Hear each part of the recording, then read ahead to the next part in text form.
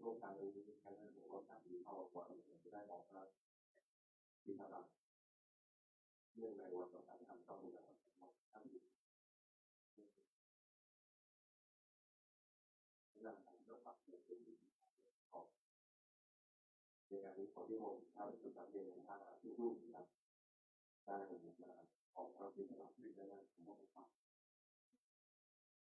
งของเจริญพรที่ที่อยู่เข้าถึงความที่ท่านอยู่วางบทบาทที่เดินทางการร่วมกันอยู่ที่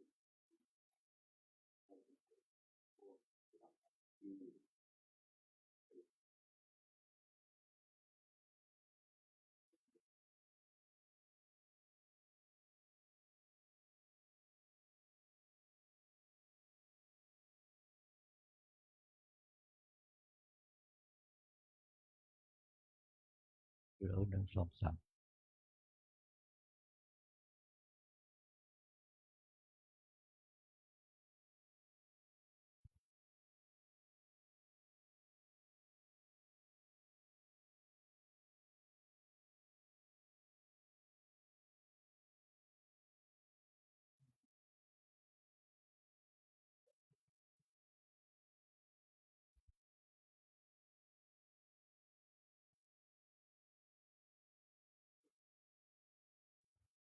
ครับ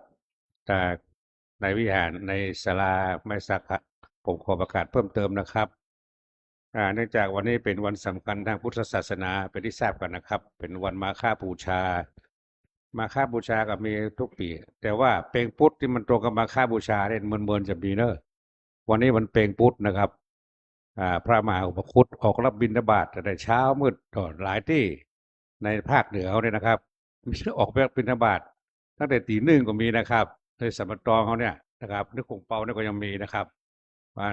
วันนี้เป็นวันเพลงพุทธด้วยหายาก วันเพ็ญเกี่ยวกับวันพุธคนเขาว่าเพลงพุทธ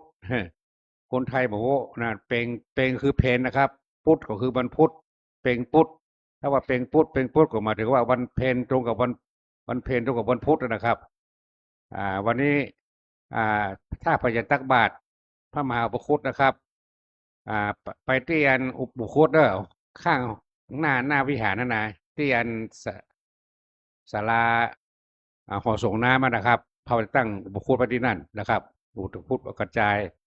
เพื่อจะเขียนว่าวันนี้วันเพ็ญพุธนะครับถ้าไปที่นั่นจะหานนะครับทำบุญตักบาตรพระมหาอุปคุตเด้อทุกคนนะครับจะได้มีโชคมีลาภเพราะว่าพระมหาอุปคุตนี้เป็นพระอรหันต์แห่งโชคลาภนะครับใครได้ทำบุญตักบาตรถ้าใครได้อ่านประวัติของท่านนะครับเพิ่มเติมนะครับ วันนี้เป็นวันสำคัญทางพุทธศาสนาวันมาฆบูชา วันพระธาตุออกพรรษากิจกรรมที่วัดเขาจัดในวันนี้นะครับ เริ่มต้นตั้งแต่เขาตักบาตรเลยนะครับก็เดี๋ยวตักบาตรตามที่ประกาศตะกี้นะครับตะกี้พระคุณเจ้าเพิ่งประกาศทางลุ่มว่า พระคุณเจ้าว่าจะรวมกันที่อาคารพระสธรรมแล้วก็เดินบิณฑบาตมานะครับหมู่เฮาก็ไปตักบาตรหน้าศาลาโตยาวไปทางประตูบนเนอร์นะครับ แล้วก็จากนั้นมาก็มาไหว้พระรับศีลฟังเทศนะครับ ถวายสังฆทานถวายพระทหารเสร็จแล้วจากนั้นประมาณ9 โมงนะครับจะมีพิธีอัญเชิญพระบรมธาตุเจ้าออกรับการส่งน้ำจากศรัทธาประชาชนทั่วไปปัดตามประเพณีเดือน5เพลงเฮานะครับวันนี้ประมาณ9 โมงกว่านะครับ เป็นน้องศรัทธาแล้วเตรียมตัวกันเด้อน้ำขอกรรมการหรือว่าศรัทธาเฮาวัดพระธาตุเฮาหรือวัดตะเคียนที่ฮู้เรื่องนี้ว่า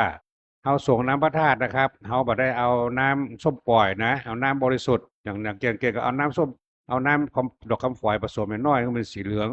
อันนั้นนะครับ ถ้าหันไข่เอาน้ำส้มปล่อย เอาส้มปล่อยมาเอาน้ำอื่นน้ำอบน้ำหอมน้ำที่เคมีสารเคมีนะขอช่วยบอกคือเพื่อนเนาะเพื่อนบอกเข้าใจเพื่อนมาฮู้เนาะเพื่อนบอกเอาสงนะครับเพราะว่าน้ำเคมีต่างๆ เป็นน้ำมันเป็นกรดเป็นด่างเป็นกรดบานพระธาตุเฮานะครับ เอาน้ำส้มปล่อย น้ำอย่างนี้มีคุเขาประกาศคุปี พอส่งน้ำแล้ว หลังจากนั้นไปดูรางดินนะครับ มันไม่ค้างอยู่มันเป็นฟักๆอยู่นะ มีคุปีมันขอดูแลให้หน่อยเนาะช่วยกันดูแลนะครับ เพื่อปกป้องดูแลอารักขาพระบรมธาตุเฮาเด้อพี่น้องศรัทธาทั้งปัจจัยทั้งไม่ยินนะครับ ถ้าไผ่มาคนแปลกหน้ามาลองดูลองแอบดูเขาว่าเป็นน้ำส้มปล่อยก็นะครับ แล้วก็น้ำมันนะครับ น้ำมันที่แม่กาเขาเพื่อเอามาขายตามหน้าวัดนี่นะครับเอาขายเพื่อเอามาบูชาใส่ตะเกียงนั่นแหละทีนี้คนมาใหม่โหซื้อเอามาเนื่องเป็นน้ำส่งพระธาตุเอามาส่งพระธาตุอันนี้เขาก็มีกุปีครับเจอกุปีปัญหานี้นะแต่ว่านี่ผมเขาก็ช่วยกันบอกหมู่แม่กาว่าเจ้าตอนเมื่อส่งน้ำพระธาตุนี่จะขอจะไปขายด้วยนะครับ เอาไว้ตอนบ่ายก็ขายนะครับ หรือว่าถ้ามันเล็ดลอดมาก็ทหารก็ช่วยบอกเลยนะครับ น้ำมันนะครับ เอาสังเกตยากเนาะเพราะว่าเพิ่นเอามาใส่ตะเกียงหั่นตอนเจ้านี่ได้อู้กับไม่กล้าเขาขาดบ่คือขายเด้อนะครับบอกความร่วมมือไปแล้วนะครับ อันดูแลช่วยกันดูแลเนาะภาคบ่ายนะครับบ่าย3 โมงจะมีหล่อพระนะครับ จะมีพิธีหล่อพระสิงห์เนอที่หนองหลวงนะครับ เป็นกิจกรรมของวันมาฆบูชาเช่นเดียวกันนะครับใครจะร่วมทำบุญหล่อพระก็เจอในที่ตู้นี่นะครับระบุก็3 โมงไปรวมกันที่หนองหลวงนะ เป็นพระสิงห์นะครับหล่อแล้วจะเอามาประดิษฐานอยู่ที่หอที่อันศาลายาวศาลาบาทเท่านี้นะครับบอกประกาศทั่วๆกันนอก3 โมงนะครับ จากนั้นเมื่อแรงเราก็จะมี6 โมงครึ่งตามจะมีสวดมนต์ไหว้พระสวดมนต์ทำวัดเย็นที่วัดเลยนะครับ ฟังปาฐกถาธรรมจากพระคุณเจ้า เสร็จแล้วก็จะถวายผ้าป่าผ้าป่ามาฆบูชาที่หลวงปู่เคยบอกคือเขาทำไว้ว่าเป็นประเพณีเนอะมาฆบูชาประเพณีทอดผ้าป่ามาฆบูชามหากุศลนะครับ อันนี้เพื่อสมทบกองทุนมูลนิธิวัดพระธาตุจีจำทองวรวิหาร เพื่อจะนำดอกผลไปใช้เกี่ยวกับการศึกษาภาษาบาลี พระอภิธรรมนักธรรม ตลอดจนพระภิกษุสามเณรอาพาธนะครับจนได้ดูแลเนอะพี่น้องศรัทธาขณะนี้เขาก็มูลนิธิเขาก็เป็นรักเป็นแดงเป็นเป็นมาตรฐานนะครับ มีคณะกรรมการดูแลถึงวันนี้ท่านพระครูโสพลเนอะตุลีเขาเป็นองค์ประธานดูแลตรงนี้อยู่นะครับแล้วก็ประกาศนะครับ ว่าใครก็ได้จะเอาซองนี่แจกผู้คนละนะครับแสดงไม่ทุกคนก็จะมาแจกด้วยก็ได้ก็แจกขึ้นมากันหลายๆก่อนนะครับใครจะร่วมทำบุญบัตรรอซองใช้ที่ต้นเลยก็ได้เนอะต้นนี้เขาจะโชว์ว่าที่ต่างขึ้นศาลาเนี่ยครับตลอดวันจนถึง2 ทุ่มพุ่นละเอาไอ้ตาลนะครับ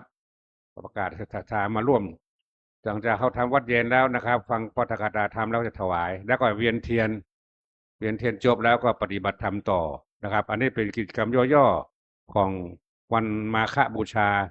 พระธาตุออกพรรษาเดือน5 เพ็ญเฮาปีนี้นะครับ ขอเชิญทุกท่านมาร่วมกิจกรรมโดยพร้อมเพรียงกันนะครับ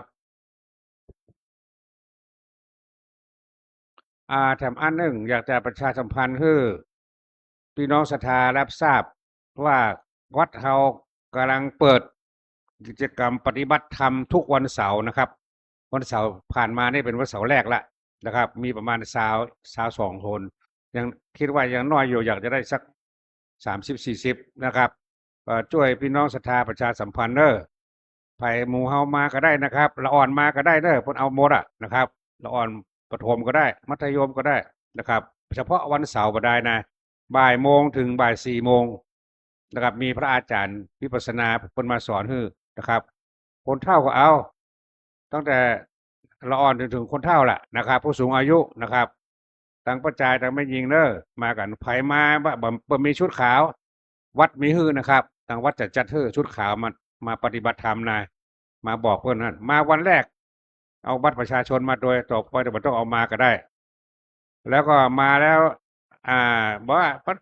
เพื่อเขามีการมีงานไปได้กันนะครับว่าบางเสาร์มีธุระอื่นไปก่อนได้นะครับแต่เสาร์นอกต่อไปก็มาไปลงทะเบียนไว้นะครับ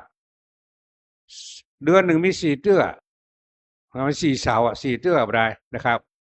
เอาหาเวลามาผมว่ามันเหมาะสมเหมือนกันนะ7 วันเอามาปฏิบัติทำมาปฏิบัติใจทำใจเอานะครับพัฒนาใจพัฒนาจิตพัฒนาใจเฮานะครับ มาเนอะพี่น้องศรัทธาบอกกันต่อๆเมื่อมีพระอาจารย์มาสอนนะครับ อันนี้ขอรุ่นพี่ที่มาอยู่แล้วนะช่วยบอกต่อๆกันด้วยแถมเนอะนะครับเอาตามทางปัจจัยเขารับอยู่นะครับ แม้จะเปิดไปครั้งที่1แล้วก็จะครั้งที่2วันครั้งที่2วันที่เสาร์หน้าเนี่ยนะครับก็โดยตรงวันที่15นะครับเดือนหนึ่งมี4 เดือนได้ประมาณ4 เดือนจบนะครับ21 เดือนนี่ก็ประกาศให้พี่น้องศรัทธาทราบนะครับ กิจกรรมของทางวัดเรามาร่วมกันหลายๆเด้อคนที่อื่นคนในเวียงก็ยังมาคนละปูนก็มานะครับบอนเราอยู่ใกล้น่าจะพิจารณานะนี่ขอฝากไว้เด้อครับขอบคุณครับ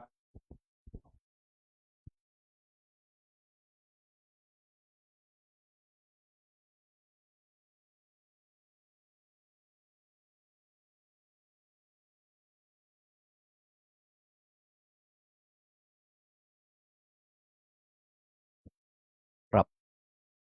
ต่อไปกับเรียนเชิญพ่อประธาน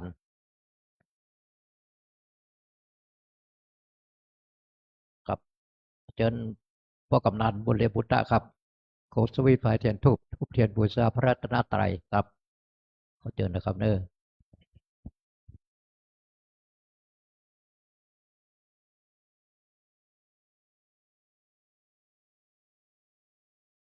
ครับทุกคนทุกท่านประนมมือประเด็นนี้ก็ไปเวลาอยู่7 โมง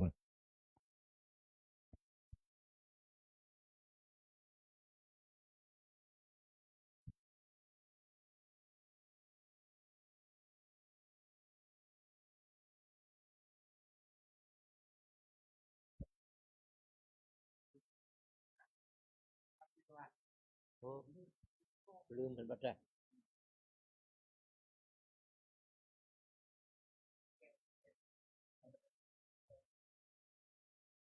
ทุกเรื่องมันมีการอะไรบ้างบัดถูกแกนำมาสักครับมีนี่อยู่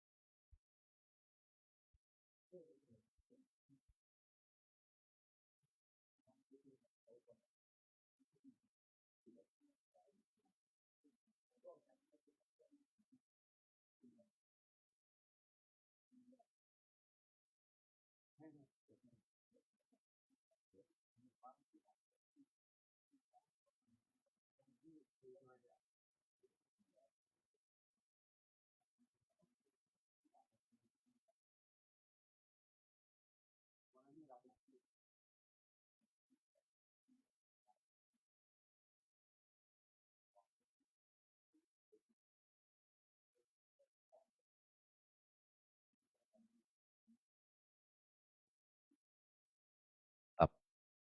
ต่อไปกลับพร้อมเดียวกันครับครับ1 2 3ฝนตก เทวตาโยโดลาเทวพุทธเทวดาเจ้าทั้งหลายมวลหมู่อันสาธิตอยู่กู้แดนเมืองอันรักษาอย่างแม่น้ำแลฝ่ายเมืองอันเมเล่เทแรงองอาจอันรักษาอย่าง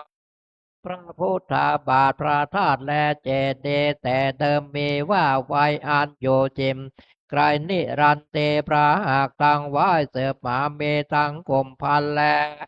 กุมเพเยินแทบดาวตีตาวาลาโลกาจาเทวตาอันโยวิมาน โค้งเขตกระดานดอยดองอากาศาเวหาโหนผายแผ่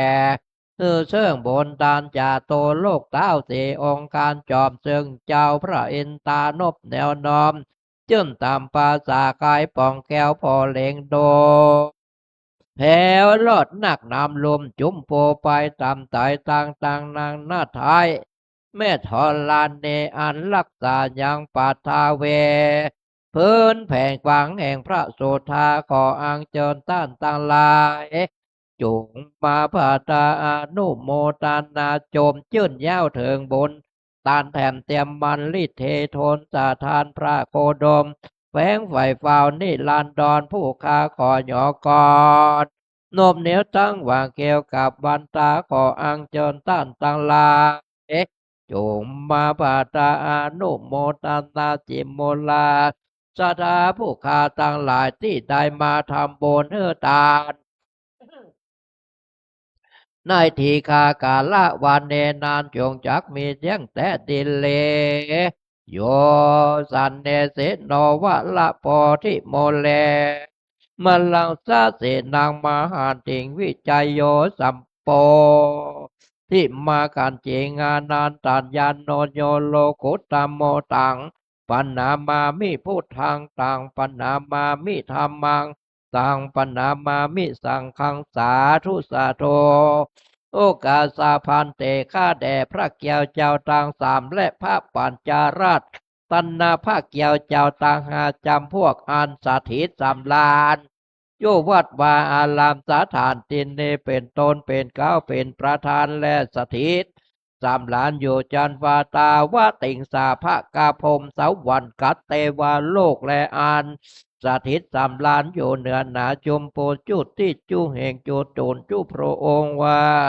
สันนิแต่ดีหลีขอพระเกียวเจ้าทั้งสามและทั้งห้าพระองค์จงเมตตามาเมตตาเอ็นทุกคนนาวานาปฏิกาหารับเอายังปาลามิจาพุทธจะแห่งโมลาสัทธาผู้คาตั้งหลายในทีคากาละวันนี่ก็หากเป็นก็เป็นวันเดือนห้าเป็นขึ้น15 ค่ำก็ได้มาจูจอดรอถึงอย่างโมลาสัทธาผู้คาตั้งหลายที่ได้มาทำบุญเฮือตานในทีคากาละวันเนนั้นจงจำมีขอพระเกียวเจ้าต่างสามและต่างหาพระองค์ว่าสันนิแต่ดีหลี ปาลมิจาผู้จาแห่งโมลาสัทธาผู้คาตั้งลาวเรียเพื่อเฮอได้สมดังกรรมกรรมปาธนาแห่งโมลาสัทธาผู้คาตั้งหลายในทีคากาละวันเนยามนี้ขอเฮอมาเป็นปัจจัยกำโจโอดโนนยังโมลาสัทธาผู้คาตั้งหลายเฮอได้เอาตนตัวรอดโพ้นเสียอย่างอันตราย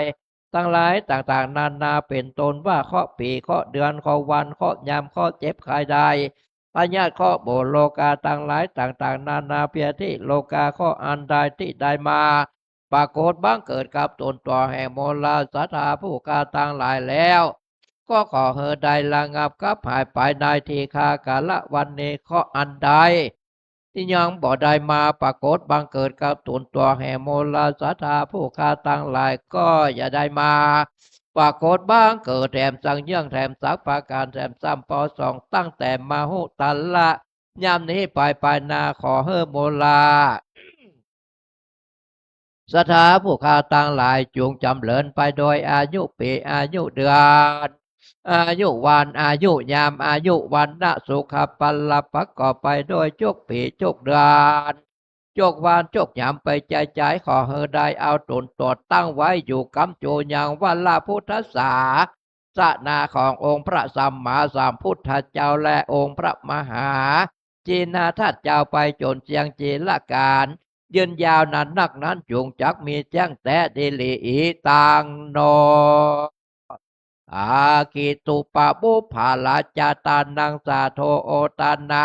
พิขหาตันนังโอตักกังตันนังอาเพจาอาสาทาลานะสัพพโลกิญะโลกุตัลละมะคาปลานิปานาปัจจยโยโหนตุโนเนจาอิเมนาสกาเลนะตังโพธังอภิโปชยามะ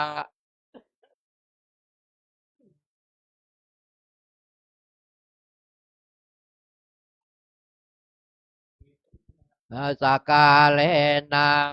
ตังสังฆังอภิปูชยามะอะระหังสัมมาสัมพุทโธภะวาพุทธังภะคะวันตังภิวาเทมิสวากขาโตธัมโมธัมมังมัสสามิสุปฏิปันโนภะคะวะโตวะกะสังโฆสังฆังนะมามิหันธรรมยังพุทธัสสะภะคะวะโตบุพพะกานามะกะลังกะโลมาเสเอง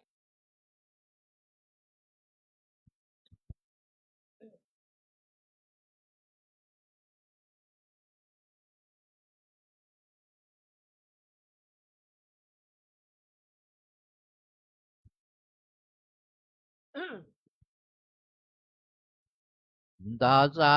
ภะคะวะโตอะโตสัมมาสัมพุทธัสสะหันธรรมยังพุทธาภิตุติงกะโลมาเสเอง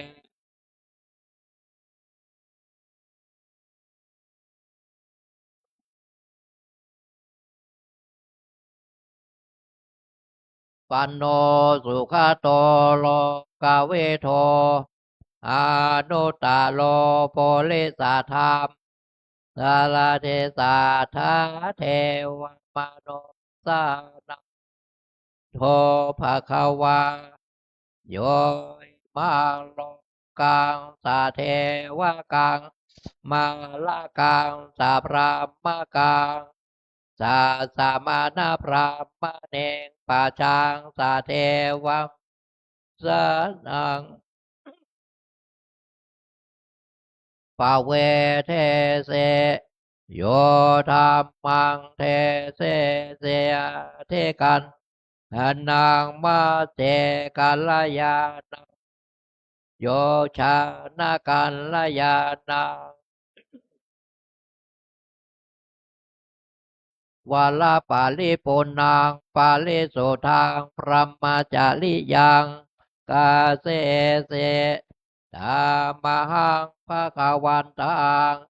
โพชยามิธรรมหังภะคะวันตังสานามามิหันธรรมยังธัมมาภิตุติงกะโลมาเส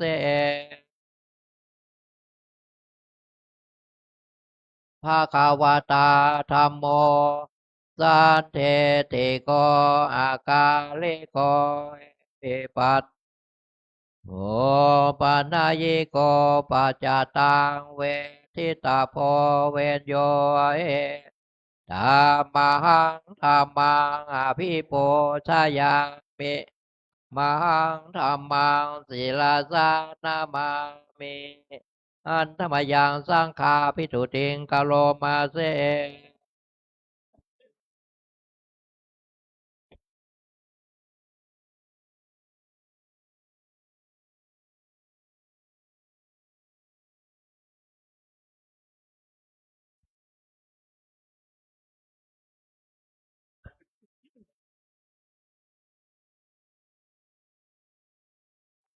เมจิปาติปันโน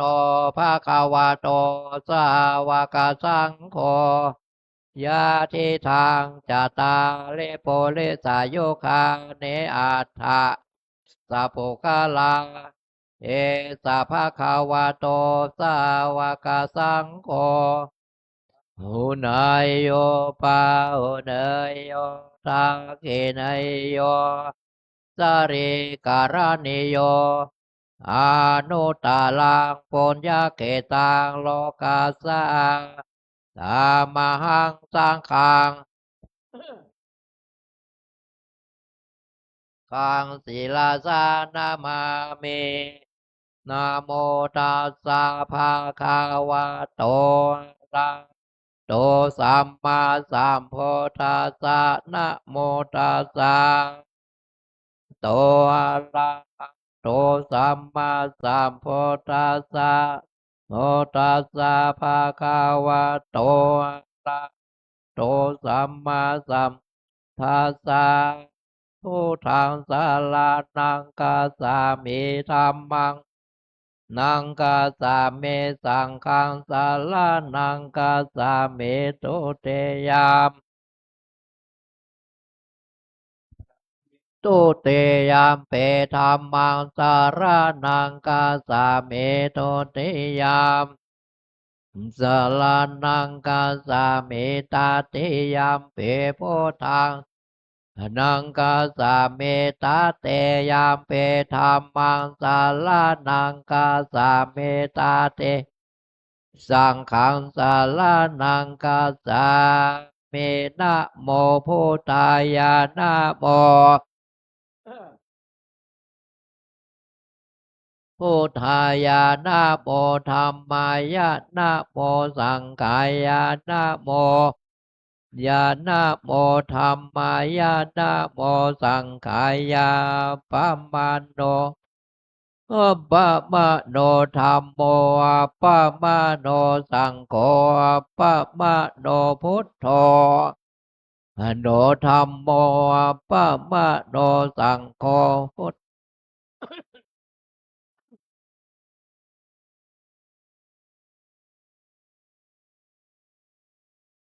โธธัมโมเมนะโธสังโฆเมนะโธกัมมาทานังนาทังกัมมาทานาตายากาจาลิโยพุทโธเมนะโธธัมโมเมนะโธสังโฆ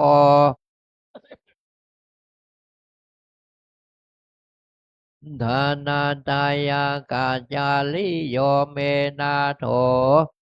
เมนะโธธัมโมเมนะโธสังโฆเมนะมาทานังเมนะทังกัมมาทานาตายากา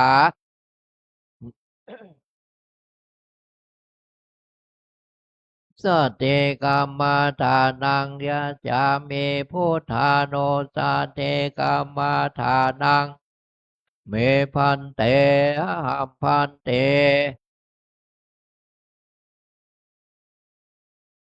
มีพุทธานุสติกัมมาทานังเชทะเมพันเต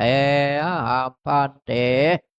นุสติกัมมาทานังยะจามิพุทธานุสติกัมมาทานังอเมพันเต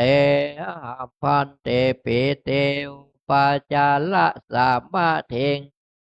เมนาหัมพันเตปิเตอุปาจาระสัมมาเทงยะเมนาหัมพันเตปิเตอุปาจาระเทงยัจจาเมเอเตเปโสภาคาวาละหังสัมโพโธเวจาจาลานะสัมปันโนปุริสธรรมาสาลาเทสาธาเทวามานุสานังพุทโธภาคาวาคาโตภาคาวาตาธัมโมสันเทธิโกอากาลิโกจิโกโอปานายิโกปัจจตัง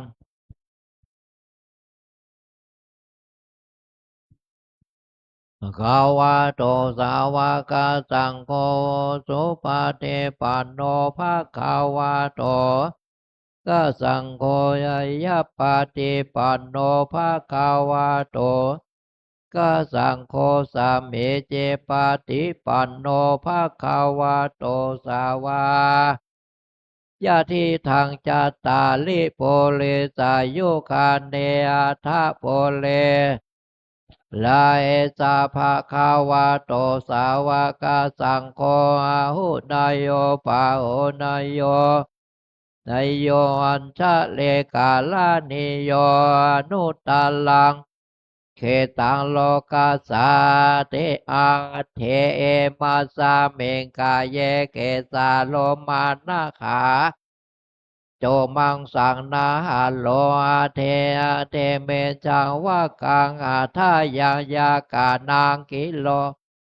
เปหากังปาภาสังอันตังอันตาโคนางโอทาลิยังกาเลสังสิมังปุปะโลยตังเสโทเมโทอาสุวาสาเคโลเสงคานิสิกาโมตังมัทธาเกมัทธาโลคันเตนทาวาเตนสากาลังนาตาโสเจสุพังเอมังกัมมาตานังปุณณภาโวเตจิลังวัตายังถ้าเวงอาทิเสสาเตโสโทเปตาเวนญาโนนิลตังวากาเลงคาลังปัทาเวทาโตโตเตโสทาโตวายโยทาโตโลปักขันโทเวทานาขันโทสัญญาขันโทขันโทสัทธาภาเอตาสังขารลาเนจจาทุกขาอนัตตาวิปาลินามธรรมาทาวายาธรรมเมโนปัสสิตาวานิโลจันเตสังภูปัสสะโมสุนามะโลปัง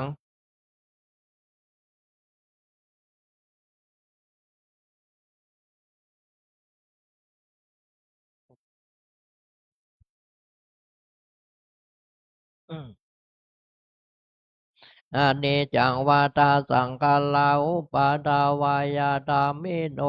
ปัสสิตาวานิโลจันเตอุปัสสะโมสุคนรูปังอานิจังขายัตเถนานิจังวาตานิปานังพยาเถนาสุขังวาตานิปานังนัมมะโลปังอนัตตาอาสาลกะเถนาสาลังปานังนามะโลปังอานิจังนามะโลปังทุกขังนามะโลปังอนัตตานิจังปานังทุกขังวาตานิปานังสาลังวาตานิปานังพระมังสุขังสาธุตานะปาลาเมสัมปันโนตานะลาเมสัมปันโนตานะตานะปาลามัทธาปาลาเมสัมปันโนเตกาลุนามุทิตาโอเปคาปาลาเมสัมปันโนอิติปิโสภะคะวาอุเบกขาเนคขมมะปาลาเมสัมปันโนเนคขมมาอุปาปาลาเมสัมปันโนเนคขมมะปาลาเมสัมปันโนเมตตาไมตรีกาลุนาโมทิตาโอเบกขาปาลาเมสัมติปิโสภาคาวาปัญญาปาลาเมสัมปันโนปัญญาอุปาปาลาเมอลาเมสัมปันโนเมตตาไมเตกาโลนามุทิตาอุเบกขาสัมปันโนอิติปิโสภะคะวาเวเลญาปาลาเมสัมปันโนเวเลญาลาเมสัมปันโนเวเลญาปาลามาตาปาลาเมสัมปันโนเมตตานะโมทิตาอุเบกขาปาลาเมสัมปันโนอิติปิโสขันเตปาลาเมสัมปันโนขันเตอุปปาลาเมสัมปันโนขันเตปาลามาตาเมสัมปันโนเมตตา เบคาปัลละเมสัมปันโนอิติปิโสภะคะวะสัจจะปัลละเมสัมปันโนสัจจะ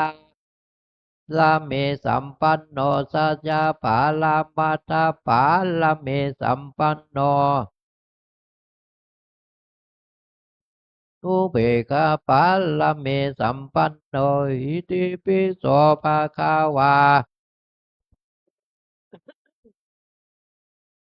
อาเทธานาปาลาเมสัมปันโนอาเทธานาอุปปาทิสัมปันโนอาเทธานาปาลามาตาปาลาเมสัมปันโนเมตตาลุนนามุทิตาอุเบกขาปาลาเมสัมปันโนอิติโสภะคะวะเมตตาปาสัมปันโนเมตตาอุปปาลเมสัมปันโนเมตตาปาลมัตถปาลเมเมตตาไมตติกาโลนามุทิตาอุเบกขาปาลเมสัมปันติปิโสภะคะวาอุเบกขาปาลเมสัมปันโนอุเบกขาลาเมสัมปันโนอุเบกขาปาลามาตาปาลาเมสัมปันโนเมตตานะโมทิตาอุเบกขาปาลาเมสัมปันโนปิโสภะคะวาทัสสะปาลาเมสัมปันโนทัสสะลาเมสัมปันโนทัสสะปาลามาตาปาลาเมสัมปันโนกาโลนาโมทิตาอุเบกขาปาลเมสัมปันโนปิโสภะคะวะสัมมาเทสะปาลเมสัมปันโนสัมมาเทสะเทสะปาลามาตาปาลเมสัมปันโนเมตตานะโมทิตาอุเบกขาปาลเมสัมปันโนอิติปิโสพุทโธพุทโธอนันตาเทโกโนอิติปิโสภะคะวา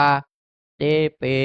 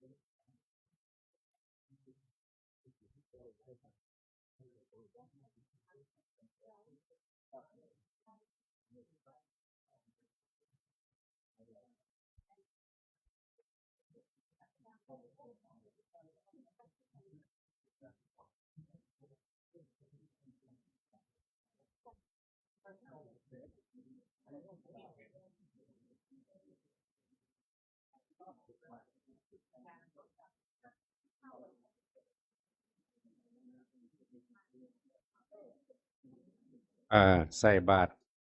เรียบร้อยแล้วนั่งอยู่กับที่หาที่นั่งตั้งไปตั้งมันนะครับเราจะอ่าต่อไปนี้จะเป็นการแสดงพระธรรมเทศนา วันนี้เราได้รับเมตตาจากพระเดชพระคุณ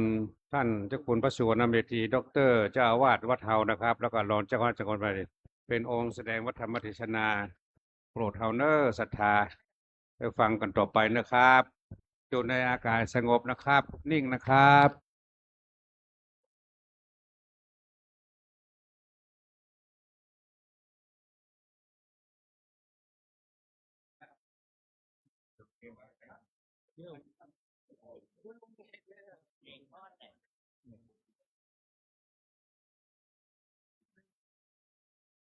ครับทุกคนทุกท่านปนมือกับมือ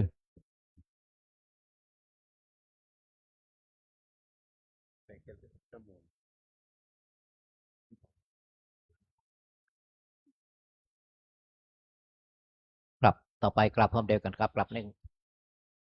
กลับสองกลับสาม อิมินาสกาเลนะตังโพธังพิโพชยามะอิมินาสกาเลนะชยามะ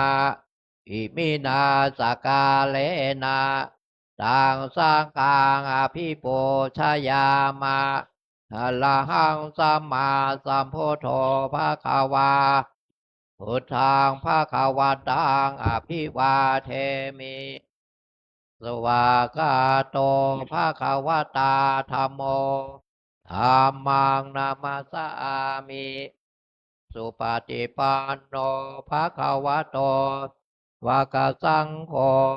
สังฆังนามามิครับต่อไปก็กลับท่านเจ้าคุณพร้อมเดียวกันทุกตนทุกองค์ครับกลับหนึ่งกลับสองกลับสามมะยังพันเต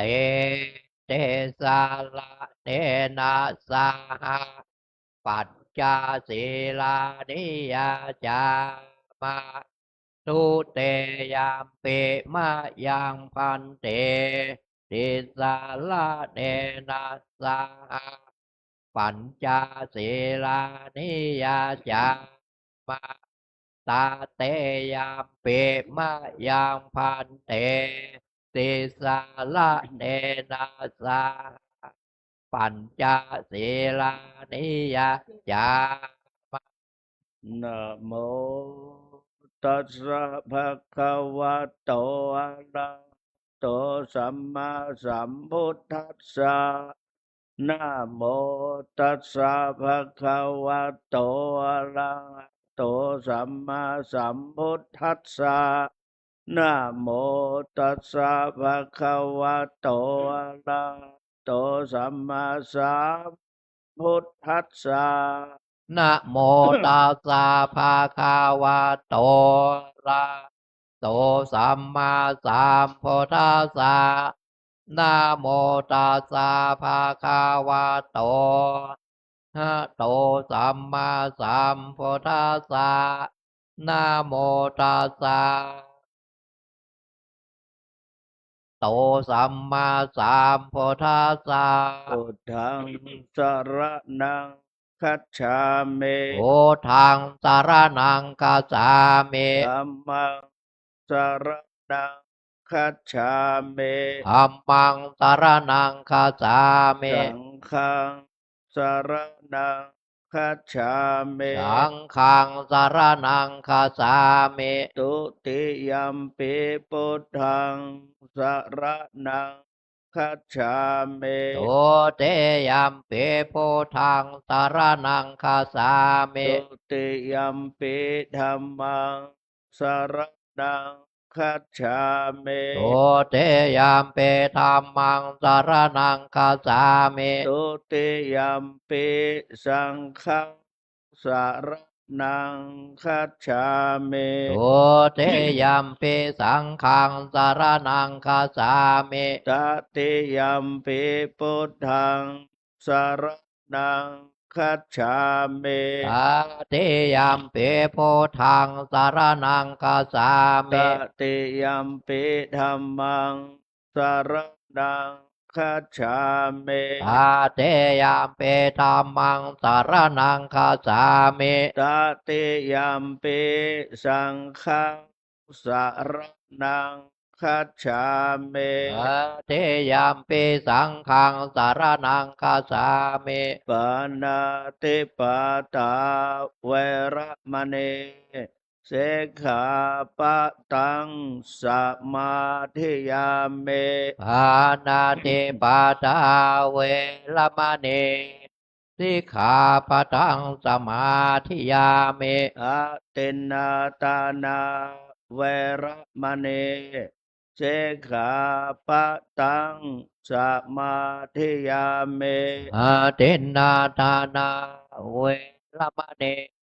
สิกขาปะทังสมาธิยามิ กาเมสุมิจฉาจาระเวระมณีเสขาปะตัง สมาธิยามิ กาเมโสเมสาจาลาเว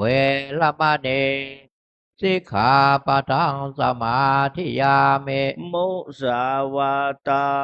เวระมณีสิกขาปะทังสมาธิยามิ มุสาวาทาเวรมณีสิกขาปะทังสมาธิยามิ โสระเมรชาปามาตาฐานะเวระมณีสิกขาปะทังสมาธิยามิ สุลาเมลายามาชาปามาตาฐานังเวรมณีสิกขาปะทังสมาธิยามิ เอมาเนปัญจสิกขาปตาเนเสเลนะสุขติงยันเต สาธุ เสเลนะโภคะสัมปตา สาธุ เสเลนะเนโปติงยันเต สาธุ ตัสมาสีลังวิโสทะเย อามาพันเตครับต่อไปโยมขบัดคำหนึ่งสาธุโอกาสาวตานาปินเดปาตังนิปานาปัจจยโยโหนตุนิจังสาธุโอกาสาวตานาปินเดปาตังนิปานาปัจจยโยโนนิจังสาธุโอกาสาวตานาปาตังตานังนิปานาปัจจยโยตุโนนิจัง พระมจาโลกาธิปเทสหัมปเทกัดอัญชะเลอันทิวลังอัญญาจาธาสันติธาสัตตาปราสักคาสาติกาเทเสโทธรรมังอนุกัมปิมังปะชา นะโมตัสสะภะคะวะโตอะระหะโตสัมมาสัมพุทธัสสะนะโมตัสสะภะคะวะโตอะระหะโตสัมมาสัมพุทธัสสะนะโมตัสสะภะคะวะโตอะระหะโตสัมมาสัมพุทธัสสะสัพพะปาปัสสะอะกัลลนัง กุศลสูปะสัมปทาสัจจิตตะปริโยทปนังเอตังพุทธานะสาสนันเตณโอกาสบัดนี้จักได้ชี้แจงแสดงพระธรรมเทศนาปรรณนาถึงศาสนธรรมคำสอนขององค์สมเด็จพระชินวรสัมมาสัมพุทธเจ้าในวันสำคัญของพระพุทธศาสนาเพื่อเป็นการเฉลิมฉลองศรัทธาความเชื่อภาษาทะความเลื่อมใสในธรรมของสมเด็จพระสัมมาสัมพุทธเจ้าแล้วจะได้น้อมนำเอาธรรมะ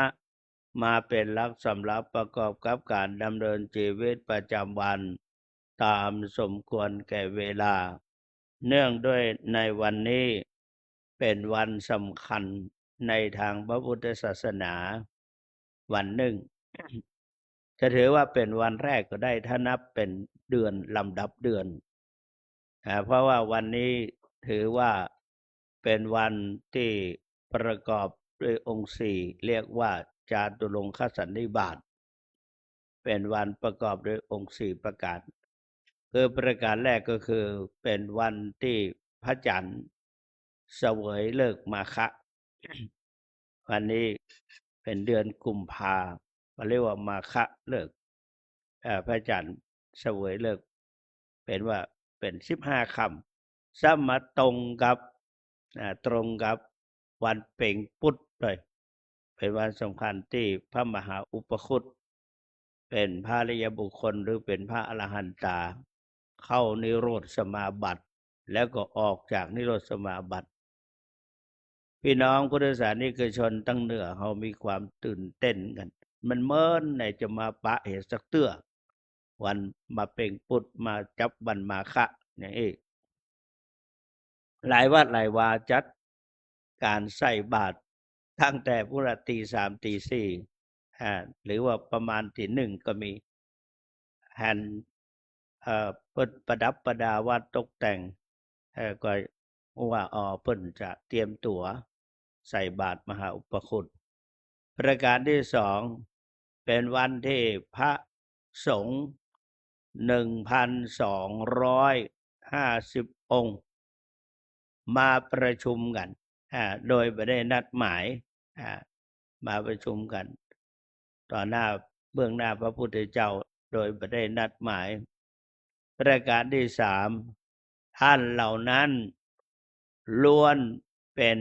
เอหิภิกขุอุปสัมปทาเป็นเอหิภิกขุอุปสัมปทาแล้วก็ท่านเหล่านั้นเป็นพระขีณาสพคำว่าขีณาสพคือว่าขีณากับอาสวะมีอาสวะกามาสวะภวาสวะอวิชชาสวะหมดขีณะแปลว่าสิ้นเป็นพระอรหันตบริสุทธิ์บริบูรณ์ได้เข้ามาเฝ้าพระสัมมาสัมพุทธเจ้าประกอบด้วยองค์สี่ท่านเหล่านั้นเป็นพระอรหันตขีณาสพบริสุทธิ์บริบูรณ์ 1,250 องค์มาประชุมกันต่างลำลึกนึกถึงพระพุทธเจ้ามุ่งหน้ามาบ่าตั้งใกล้ตั้งไกลเวลาบ่ายคล้อยก็มาปะกับพระพุทธเจ้าถึงที่ประทับพระพุทธเจ้าเห็นโอกาสอันดีงามอย่างนี้จึงได้นำโอวาทปฏิโมกข์ย่อเอาหัวใจคำสอนในทางพระพุทธศาสนาเนี่ยว่าสัพพะปาปัสสะอากัลนังการไม่ทำบาปทั้งปวงคือพยายามการบาปจะเกิดขึ้นคือทางกายเรียกว่าทุจริตเรียกว่ากายทุจริตวจีทุจริตมโนทุจริตทำให้เขาป่าปะนี่แปลว่าเศร้าหมองปาปะบ้านเขาว่าบาปปาปะเรียกปาปะกรรมโมอันว่ากรรมอันเศร้าหมองมีการฆ่าสัตว์ตั้งกายมีการฆ่าสัตว์ลักทรัพย์ประพฤติผิดในกามสิ่งเหล่านี้เป็นทางกายเป็นความชั่วทางกายวจีทุจริตวจีทุจริตพูดเท็จพูดส่อเสียดพูดคำหยาบพูดเพ้อเจ้อพูดไม่จริงนั้นอันนี้เป็นถือว่ากรรมเศร้าหมองผิดศีลตั้งวาจาประการที่สามที่สำคัญที่สุดก็คือใจจิตหรือใจเป็นสิ่งสำคัญคือมีความโลภความโกรธความหลงผูกพันอยู่ที่จิตใจทำให้พระพุทธเจ้าจึงได้นำเอาโอวาทนี้มาตรัสในท่ามกลางแก่ภิกษุทั้งหลายแล้วก็ตรัสว่ากุศลสูปสัมปทาทำกุศลให้ถึงพร้อมเมื่อเป็นเช่นนี้ก็ไม่พูดไม่ฆ่าสัตว์ไม่ลักทรัพย์ไม่ประพฤติผิดในกามไม่พูดเท็จไม่พูดส่อเสียดไม่พูดคำหยาบไม่พูดเพ้อเจ้อไม่โลภไม่โกรธไม่หลงพระเจ้าสอนเป็นข้อที่สองทำให้กุศลถือว่าเป็นสิ่งที่ดีที่งามอันที่สำคัญที่สุดก็คือสัจจิตปริโยทัปปนังทำใจให้บริสุทธิ์สิ่งนี้มีสอนเฉพาะในทางพุทธศาสนาว่างั้นท่านสาธุชนทั้งหลายในโอกาสนั้นพระสัมมาสัมพุทธเจ้าก็ได้ถือโอกาสแสดงโอวาทปาติโมกข์ได้ประทานให้พระสงฆ์ทั้งหลายลงปาติโมกข์เป็นครั้งแรกในพระพุทธศาสนาเมื่อพระสงฆ์มาพร้อมตั้งแต่หันมาทุก15 ค่ำทั้งข้างขึ้นข้างแรมพระสงฆ์จะต้อง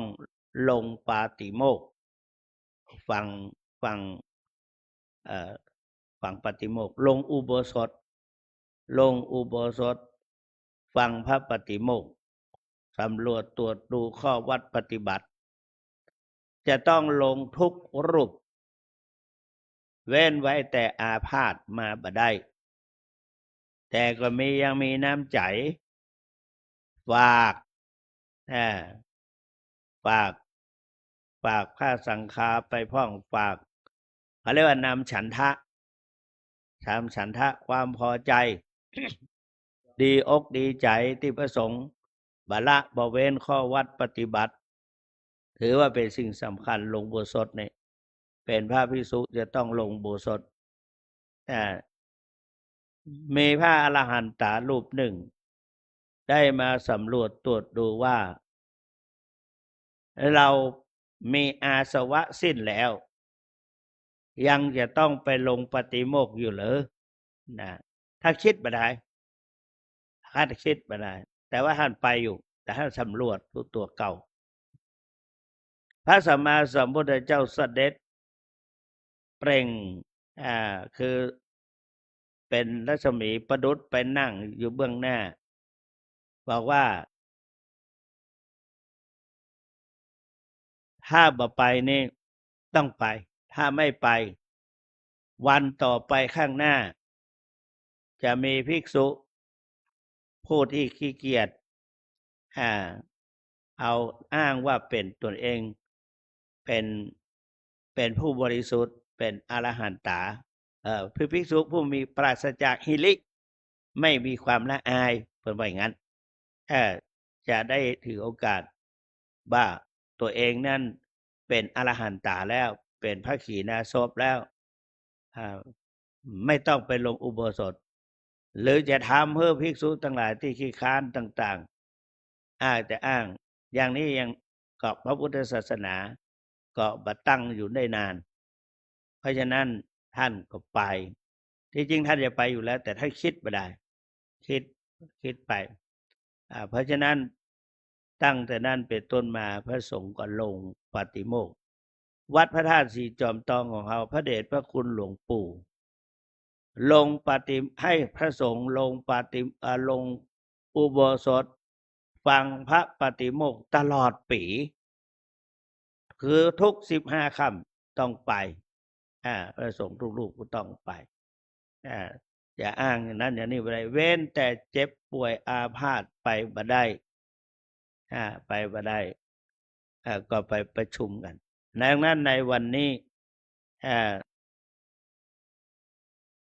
วันนี้กิจของวัดจึงได้เกิดขึ้นโดยท่านพระเดชพระคุณท่านที่ปรึกษาเจ้าคณะภาค7ก็คือท่านเจ้าคุณพระศรีศิลปาจารย์ได้ยึดเอาปฏิปทาจริยวัตรข้อวัดปฏิบัติหลวงปู่มาประพฤติปฏิบัติรวมกลุ่มกันเพราะว่าวัดเฮานั้นเป็นสำนักวิปัสสนากรรมฐานมีพระสรีระหลวงปู่ได้ประดิษฐานอยู่ที่กุฏิหาไทยนเรศมีไปกราบไปไหว้ศูนย์รวมจิตใจนอกจากพระทักขิณโมลีธาตุหลวงพ่อเพชรซึ่งเราสักการะบูชายึดถือของพี่น้องจอมทองตั้งแต่ต้นมาโดยตลอดพระเดชพระคุณหลวงปู่นำเอาคำสอนของพระสัมมาสัมพุทธเจ้าในด้านวิปัสสนากรรมฐานแนวสติปัฏฐาน4มาปลูกฝังทำให้วัดของเรามีพร้อมทั้งสิ่งที่ควรหรือว่าพระทักขิณโมลีธาตุและนอกจากนั้นก็สิ่งที่เราสักการะบูชาทั้งหลายต่างๆในวัดข้อวัดปฏิบัติกฎประเพณีมีการทุก15 ค่ำของเป็นเดือน3หรือว่าเดือน5วันนี้เป็น5 เพ็ญเป็นวันที่พระทักขิณโมลีธาตุจะออกจากจำพรรษาออกพรรษาออกพรรษา9 โมงนี้9 โมงถึง10 โมงโดยประมาณจะประกอบพิธีอัญเชิญหรืออาราธนาพระทักขิณโมลีธาตุออกมาส่งน้ เป็นวันแรก เพราะนั้นจึงเป็นที่เราทั้งหลายได้ตื่นเต้นกัน คือมีความเตรียมพร้อมกายพร้อมใจ วันนี้จะอัญเชิญพระคณะโมลีธาตุจากนั้นก็จะมีพิธีกรรมต่างๆตัวมา แล้วก็จะลงบ่ายโมงก็จะลงอุโบสถ แล้วก็จะมีการหล่อพระพุทธรูป15 องค์หลวงพ่อเพชร3พระสิงห์3พระสิงห์3จะหล่อกัน วันนี้ก็จึงจะมีศรัทธาประชาชนมาพร้อมหน้าพร้อมตากันดังนั้นในวันนี้จึงได้มีการบิณฑบาตมาพร้อมกันที่นี่ แล้วก็ได้นำเอาธรรมะเกี่ยวกับในวันสำคัญ นอกจากนั้นโดยย่อๆก็คือในคำสอนในทางพุทธศาสนาคือถ้าอู้เป็นภาษาไทยที่เราควรจะประพฤติปฏิบัติมีดังนี้ 1. ไม่โจมตี 2. ไม่บีทา 3. รักษาศีล 4. ไม่เห็นแก่กิน 5. ไม่เห็นแก่นอน 6. ฝึกสอนตนเองซึ่งอยู่ในคำสอนในโอวาทปาติโมกข์ว่าอนุปวาโทไม่โจมตีบอกว่าอย่างกันอนุปวาโทไม่ใส่ลายป้ายสีกันอู้กันดีๆนะคือเกี่ยวกับในวาจาไม่โจมตี 2. ไม่บีทาไม่เบียดเบียนกันทั้งกายทั้งใจให้ได้รับความเดือดร้อนต่างๆอนุปวาโทอนุปคาโตรักษาศีลปาติโมกเขจะสังวโรเพื่อสอนทุกเจ้า สำรวมในพระปาติโมกข์ประการที่ 3มัตตัญญุตาจะพัตตสมิงไม่เห็นแก่กินไม่เห็นแก่กินแล้วก็ไม่เห็นแก่นอนก็คือปันตัญจะเสนาสนาภิรัตสะยินดีในเสนาสนะอันสงัดได้แปลว่าอย่างนั้นเอามาร้อยกองมาไม่โจมตีไม่บีทารักษาศีลไม่เห็นแก่กินไม่เห็นแก่นอนที่สำคัญที่อธิจิเตอายโยโคฝึกสอนตนเองฝึกสอนตัวเก่าเอามาฟังเทศน์ฟังธรรมเนี่ยเอามาสอนตัวเก่าสอนจิตสอนใจตัวเก่าเตือนตัวเก่าพระเจ้าตรัสว่าอัตนาโจทยัตตานังจงเตือนตนด้วยตนเองเอาไปลองให้คนอื่นแนะนำพร่ำสอน อันเดียวกับบักกล้าเก่งอกเก่งใจเพราะนั้นในทางพุทธศาสนาพระพุทธเจ้าสอนให้พระสงฆ์ทั้งหลายแนะนำให้พระเถระภายในวัดแนะนำพร่ำสอนในกลางภาษานั้นแนะนำพร่ำสอนพอออกภาษาแล้วก็ยังกลัวว่าพระเถระจะต้องแยกย้ายกันไปก็กลัวว่าบักกล้าจึงปวารณาเนี่ยสังฆัมบันเตปวาเลมิทิเดนะวาสิตุเนวานะเนี่ยพระปะตั้งหน้าก็แนะนำพร่ำสอนในคือสอนเหมือนเก่าเหมือนหลังเนี้ยแต่งได้ก็เพราะก็บักกล้าอยู่ดีนะเพราะนั้นจึงต้องมีไผที่จะสอนเก่งขนาดไหนก็บาเต้าตัวเก่าสอนตนเองมีกลอนบทนึงว่าเตือนตนด้วยตนเองจงเตือนตนสอนตนเองตนเตือนตน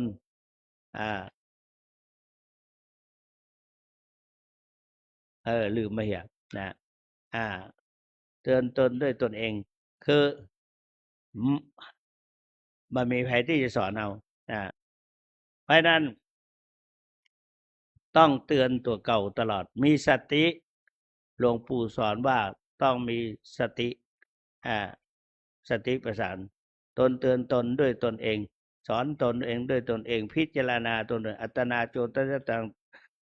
ปฏิมังเสตมัตนาจงพิจารณาตนด้วยตนเองเพราะนั้นท่านสาธุชนทั้งหลายในวันสำคัญนี้จึงถือว่าเราทั้งหลายจะต้องประกอบกิจในทางพุทธศาสนามากมายหลายอย่างโดยเฉพาะอย่างยิ่งภายในวัดของเรา9 โมงปลายหรือว่า10 โมงโดยประมาณนี้เราจะต้องอัญเชิญพระกินโมลีธาตุออกมาส่งน้ำสรุปแล้วก็คือว่าในวันนี้พระสัมมาสัมพุทธเจ้าได้นำเอาในวันเพ็ญเดือน3นี้หรือว่า5 เพ็งเป็นตั้งเดือนเราคนไทยว่าเดือน3ก็เป็นวันสำคัญในทางพุทธศาสนาวันหนึ่งเพราะมีอยู่3 วัน1 วันมาฆะหรือวันนี้แล้วก็ไปแถม3 เดือน ก็เป็น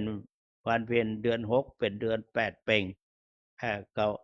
เป็นวันวิสาขบูชาแล้วก็ไปใกล้ๆเข้าพรรษาพุ่นเป็นวันอาสาฬหบูชาแล้วก็นอกจากนั้นพระเดชพระคุณก็ยัง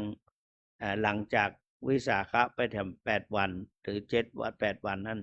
ก็เป็นวันอัฐมีบูชาก็ยังได้ประกอบในวันสำคัญเช่นเดียวกันดังนั้นในวันนี้เป็นวันแรกหรือว่าเป็นวันเพ็ญเดือน3หรือว่าเป็นวัน5 เพ็งเป็นวันที่พระสัมมาสัมพุทธเจ้านำเอาหัวใจพระพุทธศาสนานั้นมาตรัสสอนหัวใจคำสอนในทางพุทธศาสนาคือละชั่วประพฤติดีมีจิตใจบริสุทธิ์ละชั่วประพฤติดีมีจิตใจบริสุทธิ์เรียกว่าสัพพะปัสสะอักรนังกุศลสูปสัมปทาสัจจิตะประโยชน์ปนังทั้งหมดทั้งมวลนี้3 ข้อนี้เป็นคำสอนในทางพระพุทธศาสนาดังนั้นจึงขออนุโมทนายินดีกับท่านสาธุชนพุทธบริษัททั้งหลายในวันสำคัญนี้เราบละมาเว้นยังยึดมั่นอยู่ในคำสอนของพระสัมมาสัมพุทธเจ้าเช่นวันนี้ขออนุภาพคุณพระศรีรัตนตรัยและกุศลผลบุญที่เราท่านทั้งหลายได้กระทำบำเพ็ญให้เป็นไปในวันนี้ตั้งแต่บัดนี้ตั้งแต่เริ่มต้นใส่บาตรไหว้พระรับศีลและตลอดไปจนถึงเวียนเทียนในเป็นปริโยสารในครั้งสุดท้ายจงรวมกันมาเป็นตบะเดชะอภิบาลคุ้มครองป้องกันปกห่มรักษาสาธุชนทั้งหลายทุกท่านให้แคล้วคลาดจากพยันตรายไปพิบัติพบแต่ความสุขสวัสดิ์พิพัฒนมงคลสมบูรณ์ผลดังที่ตนตั้งไว้จุเยื่องจุประการรับประทานแสดงพระธรรมเทศนาอันสมควรแก่เวลาขอสมมุติยุติลงคงไว้แต่เพียงเท่านี้เอวังก็มีด้วยประการฉะนี้อันตมยังสาธุกลังกะโลมาเสสาธุสาธุสาธุนะโมตัสสะภะคะวะโตอะระหะโตสัมมาสัมพุทธัสสะนะโมตัสสะภะคะวะโตอะโตสัมมาสัมพุทธัสสะนะโมตัสสะภะคะวะโตอะระหะโตสัมมาสัมพุทธัสสะเตเปโสภะคะวะอะระหังสัมมาชาจารันนาสัมปันโนโสกะโตโลกะเวโทอะโนตตโรปุเรสะธัมมาสารติสัทธาเทวาสานาวโตภะคะวะเตสวากาโตภะคะวะตาธัมโมสันติติโกอากาลิโกเอหิปัสสิโกตังเวเตตาโวเวโยเหติสุปฏิปันโนภะคะวะโตสาวกสังโฆอุชุปฏิปันโนภะคะวะโตสาวกสังโฆยะยะ ติภ ปันโนภะคะวะโตสาวกสังโฆสามิจิปฏิปันโนภะคะวะโตสาวกสังโฆยะทิทังจัตตาเล เตสยโย ภะเนอัตตาโพเลสะโพกาลาเอสะภะคะวะโตสาวกสังโฆอาหุนายโยปาหุนายโยทักขินายโย จะเล กังนานิโยดตตาลาปุญญาเกตังโลกัสสะเตมหากาโลนิโกนาโตเอตายาสัพพะปะเนนาโปเรโตปะลามิสัพพะ โตสัม โพเตโมตตมังเอเตนะสัจจวะเชนะโหโตเตชะยามังคลาชยโตโพธิยามุเลสักกายานังนันทิวัตตโน โต จิจโยจยโสจยมังคเลอปัลลาจิตาปัลลเกสิเสปัตตาเวปกคาเลเปเสเกสัพพะพุทธานาปะโต โตปะโมตันเตโสนาคาตังโสมังคาลาโสปะปะตังโสโหติตังโสกาโนโสโมโตจะโสเยตังพระมัจจา โตปาระ เกนังกายกรรมังวาจากรรมังปาตาเขนังปาตาเขนัง โตกั มังปาเนเตเตปาตาเขนาปาตาเขนาเนกาตอนนาละพันตาเถปตาเขเนญาติโยมประเคนวัตถุไทยธรรมกันเทศบูชา พระธรรมเทศนาในภาคเช้า ซึ่งพระเดชพระคุณหลวงพ่อพระสุวรรณเมธีด็อกเตอร์หลวงพ่อองค์แสดงพระธรรมเทศนาภาคเช้าวันนี้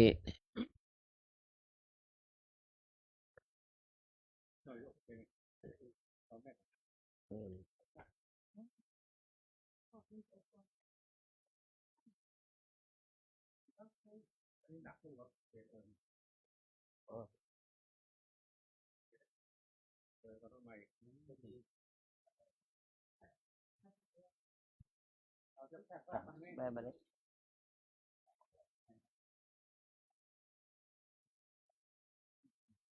ขึ้นวางบนเดินขึ้นวางบนเลย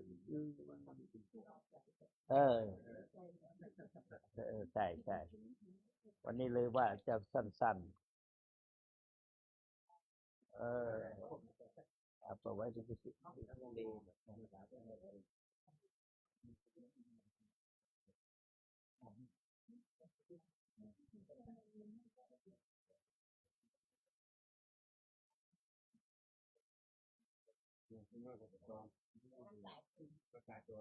ภาษาพอดีเลยพอดีเลย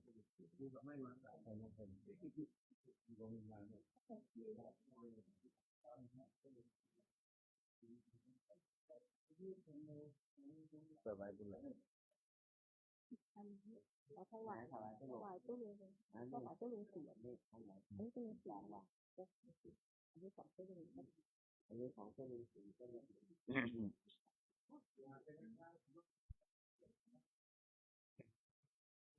ยะถาวาริวะหาปุราปริปุเรนติสาครัง เอวเมวะอิโตตินังเปตานังอุปกัปปติ อิชิตังปฏิตังตุมังกิปะเมวะสัมมิจันตุสัพเพปุเรนตุสังกปาจันโทปนรสโสยถามณิโชติรสโสยถาสัพพิติโยวิวัชชันตุสัพพะโลกโควินัสสตุมาเต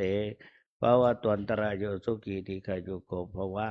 อภิวาทนาสีลิสันนิจังวุฒาปจายโนจตารโลธรรมาวัฏันติอายุวันโนสุขังพระลัง สาธุ สาธุ สาธุ สาธุครับคณะสัตยาทั้งหลายช่วยกันยกขันเข้า แล้วก็บาตรมาถวายท่านพระคุณเจ้าครับเนี่ย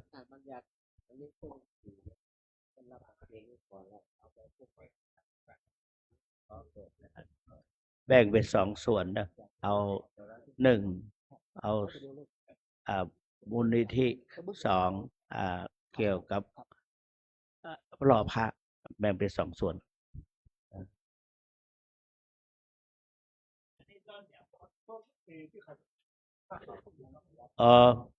เบอร์หนึ่งจะมีการทอดผ้าป่าโดยหล่อพระพุทธรูป คุณแม่ฟองได้มาเอาปัจจัยมาให้100,000 บาท โดยร่วมหล่อพระพุทธรูป90,000แล้วก็เอาร่วมหุ้มทององค์พระเจดีย์แถม10,000เป็น100,000 บาททวน หลังจากลงอุโบสถมาแล้วก็จะได้ทอด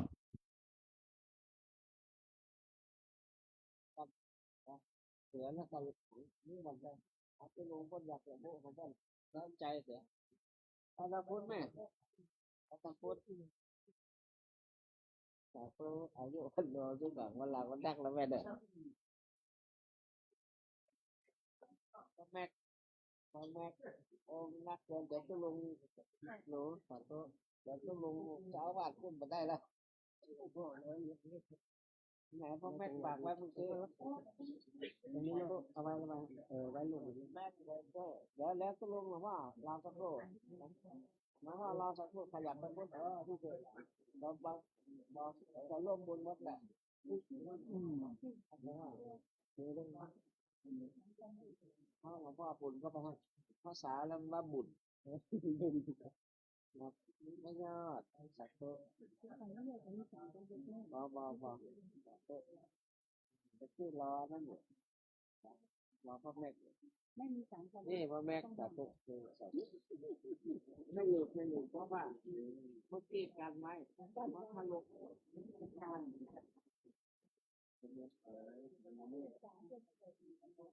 ตู้หนึ่งเลยนี่ดูแบบนี้เลยผมหน่อยดูแบบหน่อยใช่ไหม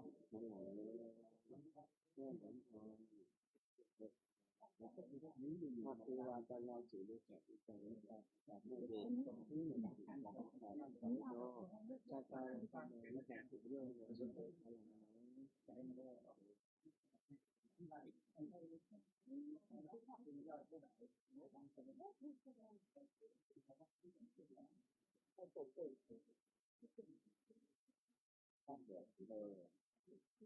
ก็แล้วก็ตอนหลังนี้นี่สมุดงานสอบสรุปหรือยังเรียบร้อยเอาสอบนี่สาธุแม่จะตายรอทำมาสันติอายุรโนนี่เป็นสุขวิพลังโอ้เหมาะเลยนักกรรมใช่แม่เรื่องแต่บาทจับปีติโยแบบเป็นสัปปะโลโกแบบเป็นตุอายุรโนสุขังพลังเมืองลำบ่ได้ได้ไม่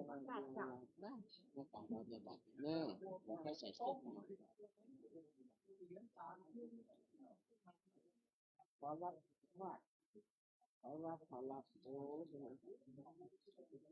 ม่เกี่ยวแพ้ตุ้มแพ้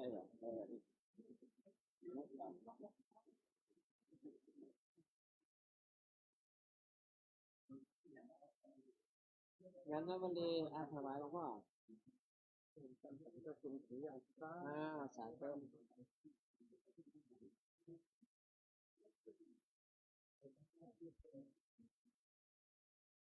มันมีมันเป็นบาทเลยแต่ว่าเมื่อเจ้ามันแบบนี้อันใดที่มันเหมือนได้แสดงบทบาทนั่นเองจะไปถามว่ามันก็รู้ต้องรู้จริตบุคลายุตาเนาะอีกสองเติมด้วย ครับ แจ้งกันไหลเลย พร้อมแล้วก็จะกล่าวคำถวายคำดื้อ แม่เดี๋ยวเพิ่งเราพูดเนี่ยหลวงพ่อจะพูดละเขาขึ้นลงเลยวานนะโมพร้อมเดียวกันครับนะโมตัสสะภะคะวะโตอะโตสัมมาสัมพุทธัสสะนะโมตัสสะภะคะวะโตอะโตสัมมาสัมพุทธัสสะนะโมตัสสะภะคะวะโตอะโตสัมมาสัมพุทธัสสะว่าพร้อมเด็กครับอิมานิมายังพันเต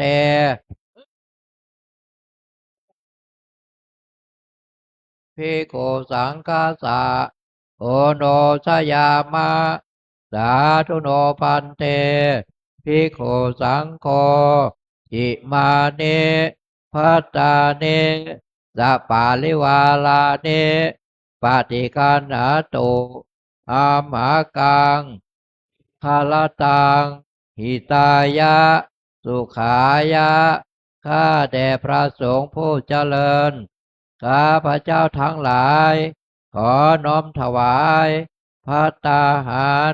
พร้อมทั้งบริวารทั้งหลายเหล่านี้แก่พระภิกษุสงฆ์ขอพระภิกษุสงฆ์จงรับภัตตาหารพร้อมทั้งบริวารทั้งหลายเหล่านี้ของข้าพระเจ้าทั้งหลายเพื่อประโยชน์และความสุขความเจริญแก่ข้าพระเจ้าทั้งหลายตลอดกาลนานเถิด สาธุ ยักเคพันเตสังโฆปฏิชานาตุ ขอพระสงฆ์ทั้งปวงจงรับทราบบัดนี้ ได้มีทายกทายิกาผู้มีจิตศรัทธาน้อมนำมาถวาย ซึ่งภัตตาหารมาเป็นสังฆทานแด่พระภิกษุสงฆ์ในอาวาสนี้ อันว่าสังฆทานนี้สมเด็จพระพุทธองค์ทรงมีพระบรมพุทธานุญาตให้แจกกันตามบรรดาที่มาถึง ฉะนั้นพระสงฆ์ทั้งปวงจะเห็นสมควรหรือไม่เห็นสมควรก็ถ้าหากเห็นว่าไม่เป็นการสมควรแล้วไซร้ก็ขอจงโปรดทักท้วงขึ้นในท่ามกลางระหว่างสงฆ์อย่าได้เกรงใจ หากเห็นว่าเป็นการสมควรแล้วขอจงเป็นผู้นิ่งอยู่ บัดนี้พระสงฆ์ทั้งปวงนิ่งอยู่ข้าพเจ้ารู้ได้ว่าเป็นการสมควรแล้วจะขอสมมุติตนเป็นผู้แจกของสงฆ์ต่อไปณกาลบัดนี้นะโมตัสสะภะคะวะโตอะระหะโตสัมมาสัมพุทธัสสะนะโมตัสสะภะคะวะโตอะระหะโตสัมมาสัมพุทธัสสะนะโมตัสสะภะคะวะโตอะระหะโตสัมมาสัมพุทธัสสะอายังปัตมะภาโคมหาเถระสะปาปุณาติส่วนที่หนึ่งย่อมถึงแก่พระมหาเถระผู้อยู่เหนือข้าพเจ้าอวเสสาภาคาอมกังปาปุณาติส่วนที่เหลือย่อมถึงแก่ข้าพเจ้าทั้งหลายคือพระเถระมัชชิมะตลอดจนนวกะรูปสุดท้ายตลอดจนบรรดาสามเณรทั้งหลายคือหัดญาติโยมอุบาสกอุบาสิกาไม่ชีโยกีผู้ประพฤติวัดปฏิบัติธรรมทั้งหลายตลอดถึงดีและฉันทั้งหลายเตยถาสุขังปริภูนชันตุขอให้ท่านทั้งหลายเหล่านั้นจงบริโภคตามความสุขความสบายเถิด สาธุ สังเคนะรุจจติสังเคนะรุจจติสังเคนะรุจจติ ก่อนจะพรท่านปฏิพระคุณมีอย่างเพิ่มก็ท่านทาสาธุชนทั้งหลายในวันนี้นับว่า เอาพระธาตุออกกี่โมง10 โมงเนาะแปลว่าก็ขอให้หมู่เขาทั้งหลายมาพร้อมกัน10 โมงเพราะนั้นก็จะต้องรีบทำเวลานอกจากนั้นก็จะเป็นไปตามลำดับขั้นตอนบ่ายโมงก็พระสงฆ์ทั้งหลายโปรดทราบโดยขอนิมนต์พร้อมกันที่ลงอุโบสถฝังพระปฏิโมกข์แล้วก็จะไปตามลำดับจนถึง 2 โมงไปรอบ ฮะ แล้วก็ บ่าย2 กึ่งบ่ายสอง 2 ไป บ่ายสองน้อยๆแบบสอง นิดหน่อย จะได้ประกอบพิธีลงจากอุโบสถจะทอดผ้าป่า 100,000 บาท90,000นั่นสมทบในการสร้างรับเป็นเจ้าภาพร่วมสร้างพระพุทธรูป1 องค์ และก็อีก 10,000 บาทก็ขอสมทบในการบูรณะองค์พระเจดีย์ซึ่งศรัทธาญาติโยมทั้งหลายก็ยังมีโอกาสอยู่นะ วันนี้ก็ขอร่วมกันนี่ในนามเปิ้นฮือเกียรติขอว่าในนามเจ้าอาวาสว่างั้น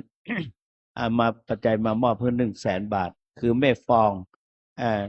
นามสกุลแล้วก็จอมทองนะที่จอมทองได้เนอร์เซอรี่ของจอมทองบ้านเด็กจอมทอง ได้น้อมนำเอาปัจจัยมาถวาย 100,000 บาทมาร่วมดังที่ได้ประชาสัมพันธ์แล้วประกาศให้ทราบแล้วเพราะนั้นในโอกาสนี้ท่านสาธุชนทั้งหลายเอามารับพรพร้อมกันนะภาคเจ้าในวันนี้ยะถาวาริวหาปูราปริปุเรนติสาครัง เอวะเมวะอิโตตินังเปตานังอุปกัปปติอิชิตังปัตถิตังตุมหังคิปะเมวะสมมิชฉตุสัพเพปุเรนตุสังกปาจันโทปนารโสยถามะนิโชติระโสยถาสัพพิติโยเววัชันตสัพพะโรโควินัสตุมาเตภวัตตาลายโยสุเขเทกายโยโกภวะสัพพิติโยวัชันตสัพพะโรโควินัสตุมาเตภวัตวันตรายโยสุเขเทกายโยโกภวะสัพพิติโย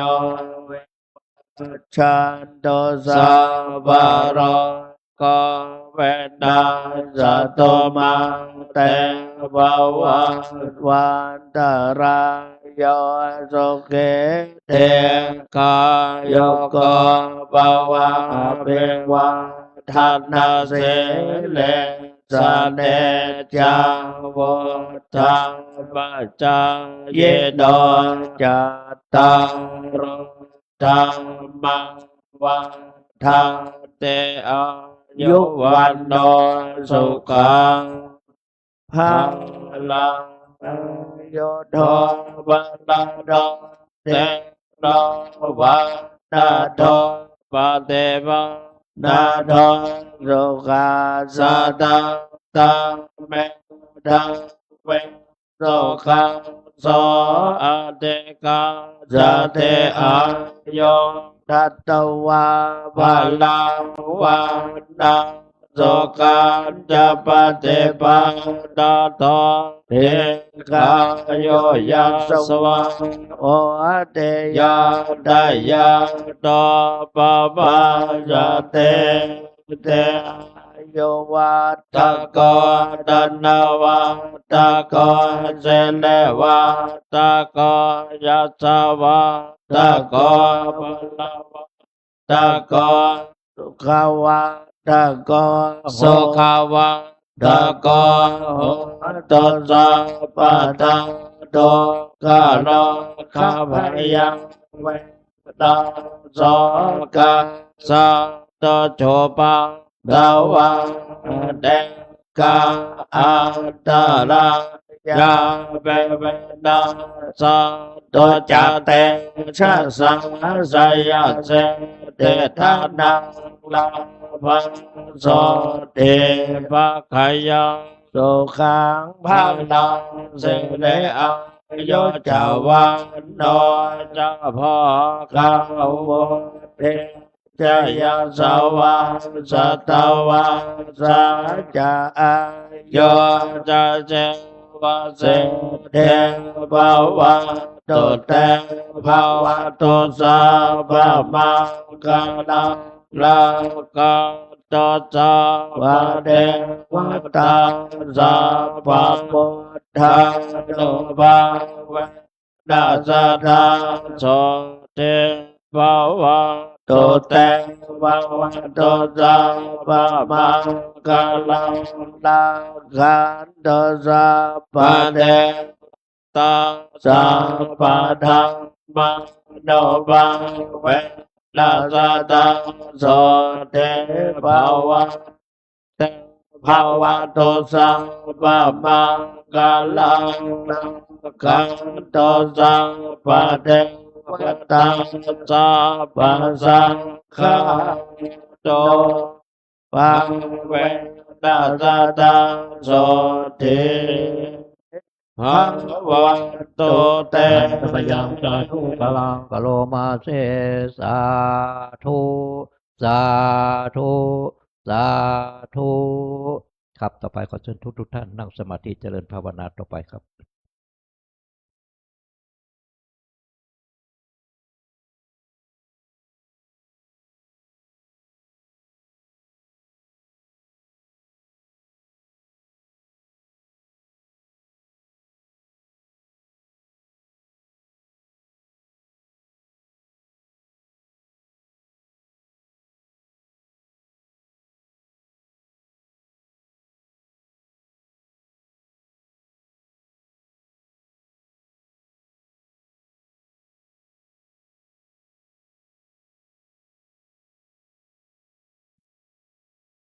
ครับสมควรเวลาเล็กน้อยครับ อิตังทานากัมมังนิปานาปัจจายโยตุโนเนจังเอตังศีลกัมมังนิปานา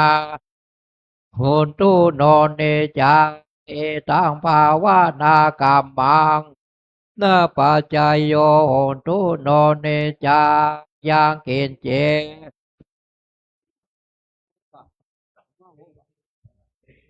กาต่างโปรดอย่างโนอนุโมทันโตสุนันโตพนโตทิกาตาเทกาโยกาสาตาโหนโตสาปาสาตานังสุเขตาปิตาสุเขตาโหนโตโตกัมปามุจจันโตสัพเพญาติกาโหนโตโตกาปามุจจันโตสัพเพปิปามุจจันโตสัพเพปิสาสัพเพญากาสัพเพเปตาทาโหนโตโตกาปามุจจันโตสัพเพนาคาตาโหนโตโตกาปามุจจันโตสัพเพเทวาโตโตกาปามุจจันโตสัพเพจาริโยสุกิตาโหนโตโตกาปามุจจันโตสัพพะสามปฏินังนิจันโตโววันตามิพุทธังสัพพะเมโตสัง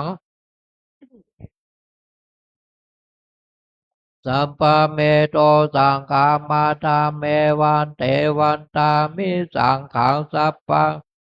สังฆามาตาเมวันเตวันตาเมโคโลปัสสะ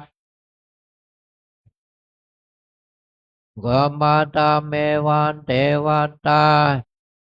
ทานังสัพพะเมโตสังฆามาตาเมวันเตวันตาเมอัลละเม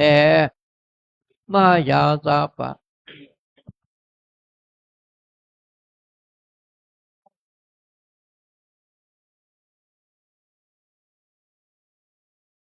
สิลาตาโตมหาโพเทง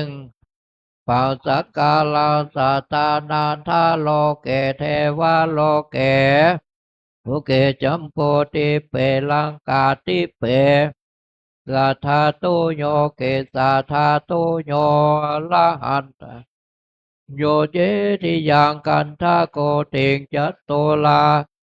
สาเสธรรมกเตสาเปสาปาตาเจ